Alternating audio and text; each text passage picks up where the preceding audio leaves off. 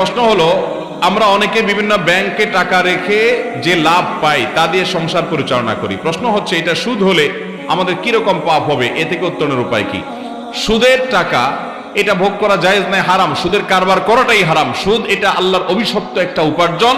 যত হারাম আছে সুদের মতো ভয়াবহ হারাম আরেকটা নাই। আমি প্রায় সময় বলি, আপনি হালাল টাকা উপার্জন করে বাজার থেকে 1 কেজি গরুর গোশত কিনে আনছেন, 1 কেজি খাসির গোশত কিনে আনছেন, মুরগির গোশত কিনে আনছেন, এনে আপনি রান্না করে খেয়েছেন, তাহলে হালাল টাকায় না, হারাম টাকায় টাকা উপার্জন করছেন। হারাম পদ্ধতিতে আপনি ঘুষ খেয়ে টাকা উপার্জন করছেন। সেই ঘুষের টাকা দিয়ে আপনি গরুর গোশত কিনে এনে রান্না করেছেন। গুনাহ হবে, যেহেতু ঘুষের টাকা দিয়ে কিনছেন, গুনাহ হবে, খানাটা হারাম হবে।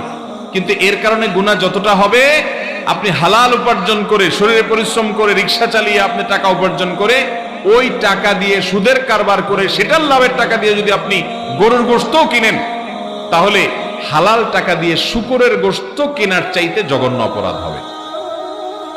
আমার কথা বুঝেন নাই? আপনি হালাল টাকা দিয়ে শূকরের গোশত কিনে খাইছেন, গুনাহ হবে কি হবে না? বলেন, গুনাহ হবে কি হবে না?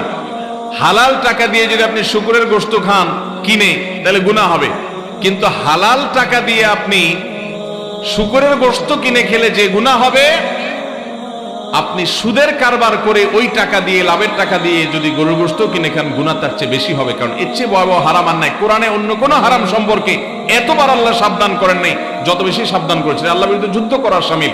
অথচ এই সুদের কারবার আমাদের সমাজে নানাভাবে প্রচলিত। অতএব ব্যাংকে এইভাবে উপার্জন করলে সেটি হারাম হবে, এবং সে সাধারণ হারাম নয়, কবিরা গুনাহ, মহাপাপ।